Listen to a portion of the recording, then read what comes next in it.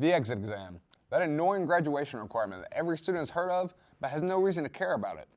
Most people care so little, they don't even bother to get dressed to take it.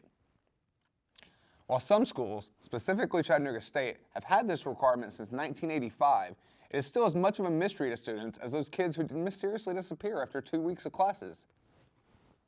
The financial aid junkies. Hey, I may have wasted all my financial aid. I'll probably have to pay all this back, and it'll likely put me in debt for the next 20 years, but check out this sick, slightly used Lexus that will be repossessed as soon as I burn through every penny of this. It is because of this mystery that surrounds it, and the fact that I'm about to graduate, that I decided to get to the bottom of it. So to begin with, we'll cover the concept of the exit exam as a whole, and then narrow in on the exit exam at Chattanooga State, and we'll finish off on exploring on how it impacts students. So first of all, what is an exit exam? Honestly, it depends on what part of the country you're in. According to an NBC report from 2013, around 200 colleges and universities, from small liberal arts colleges to some California and Texas state universities, have signed up to give the Collegiate Learning Assessment Plus, or CLA Plus, at the end of the school year. The test is described as an innovative assessment of critical thinking skills for colleges. Proponents of the test see it as being able to help address the problem of grade inflation. In fact, Michael Poliakoff, the president of the American Council of Trustees and Alumni, said just that and added this little nugget. Employers want to see something they can rely on. They don't want to see a portfolio of things that show a candidate may or may not have done. We'll circle back to this point in a minute. Moving right along, schools in other areas also require the exit exam. Chattanooga State's requirement for the exit exam, Chattanooga State's webpage for the exit exam opens thusly. The Tennessee Board of Regents policy requires all graduates of Tennessee colleges and universities to complete an exit exam prior to graduation. Now, that's painting with a pretty broad brush, considering that colleges and universities across the country are using different variations of the exam, different tests. Chattanooga State offers the California Critical Thinking Skills Test, or CCTST.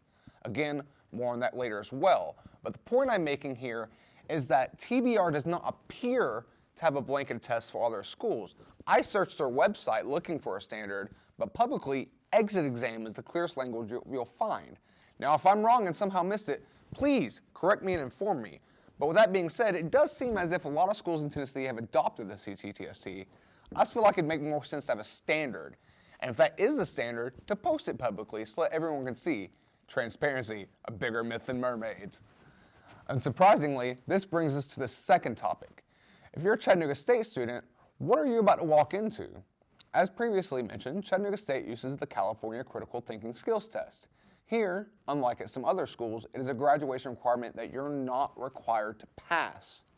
Let's pause here and dissect that last statement. There's a test that you're required to take, but not pass in order to graduate. If you're anything like me, this sounds completely asinine. Upon hearing the news, most college students are probably planning what their Christmas tree will look like on the paper and debating the merits of actually drawing a Christmas tree. Even when I was presented with this myself, I'd all but made up my mind that I would go into this test and pretty much try to fail. This was a fun, if devious, plan, but in the research of this piece, I spoke to Bonnie Riggs, the Director of Institutional Research here at Chattanooga State. I relayed these thoughts to her and explained that many college-age students would take this extemporaneous approach to the exit exam. However, she had the silver bullet that convinced me that the exit exam, at least here, has its merits. See, along with many other tests, assessments, and factors, the exit exam is directly tied to the school's funding. The better students do on it, the more funding the school is eligible for.